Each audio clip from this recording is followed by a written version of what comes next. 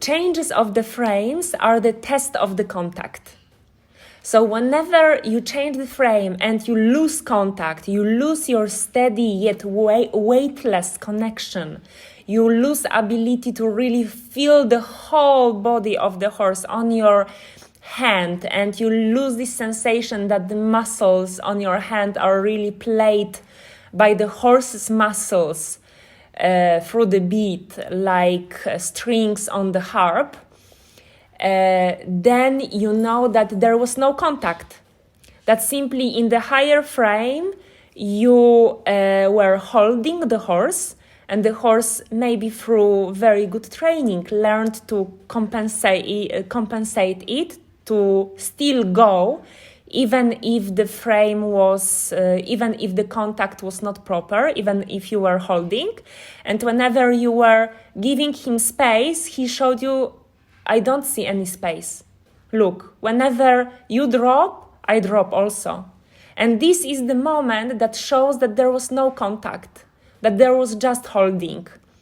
So if you ride and you want to lengthen the frame or shorten or change the flexion or go from the high frame to low frame especially, and you lose contact, your horse goes behind the vertical, your horse shuts in front, becomes empty on the beat, it means there was no proper connection. The back was not working properly. Even if your horse still looks okay, it was not correct work. And unfortunately, now we have very good horses that because of their fantastic pedigree, they can hide many our mistakes. But always changes of the frames are the test of contact. Yes, so as you can see on this video, I have all the time the same contact, and this is the measurement of the contact. Only then we can advance. This is the test of the contact. Therefore, I like to do with young horses as many changes of the frame as possible to see if the horse sees any frame as open frame, as the frame that is relaxing him and encouraging his whole body to work forward and relaxed, as opposed to closed frame that is keeping him. And if you have very good horse, he will learn how to compensate in his body, not to show it that much.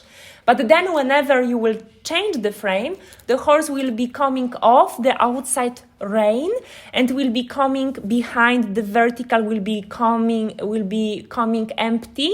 This is not our training goal, that the horse goes like that. Mm-hmm. This should not be our training goal. Our training goal is that all the time the frame is open, in the sense of that the horse doesn't see the beat as restriction, and in the sense that literally the frame of the horse is open. Mm-hmm. Yes. So if it's not working and we are losing the contact, we need to go back to basics. Always. To previous steps. Yes, it means that what you thought is connection was not connection. That you were holding back the horse and your horse learned to compensate. And this is amazing to see how much they can compensate and how much they are willing to change something in their bodies to still go, to please us. Therefore, I like to work usually without the whip, to see if the horse is really going onto the contact, and that we are not pushing him when he's tensed. So when you are not a professional, when you are not very much relaxed, it's good to look for a horse who is not so expensive and so, wonderful mover. I think that we have to think what are our goals. Because if you are ambitious rider as yourself, yes, I would say you are my student and I can tell you, Zuza, dedicate the next 10 years of your life, or maybe 15, to learning. Yes, and then it's very good to get a regular horse.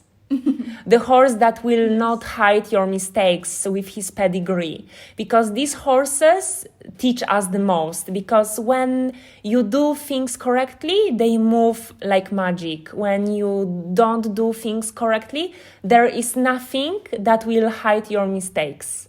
The horse will look like a shit, and we need that to learn.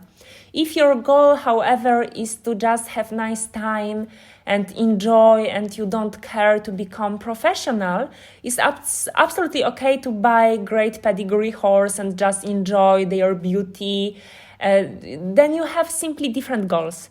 But if you think about yourself as about a professional, or you aim to become professional, I think there is no biggest value than the one coming from working with so-called regular horses that can change into flying birds, unicorns, thanks to good techniques, proper riding, and that can show you immediately if you are on the right path or not, because these horses, they have usually a little bit lower flexibility and a little bit lower standby relaxation point than the great pedigree horses, so they will compensate less. They are able to compensate less.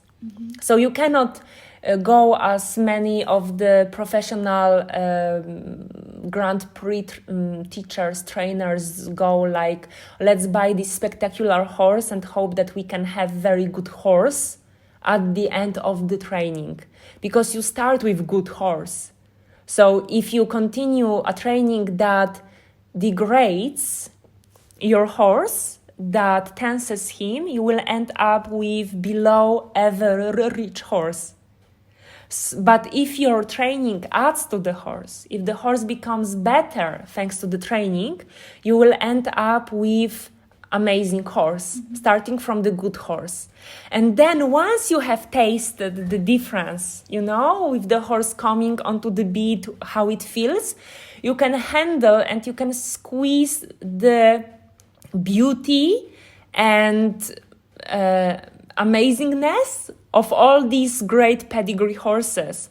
And let's face it, they want it. This is their purpose. They know that they are brilliant and they want to shine. They don't want to be ridden, however. They suffer. They want to shine. They want songs to be sung about them. A wonderful answer. Thank you very much.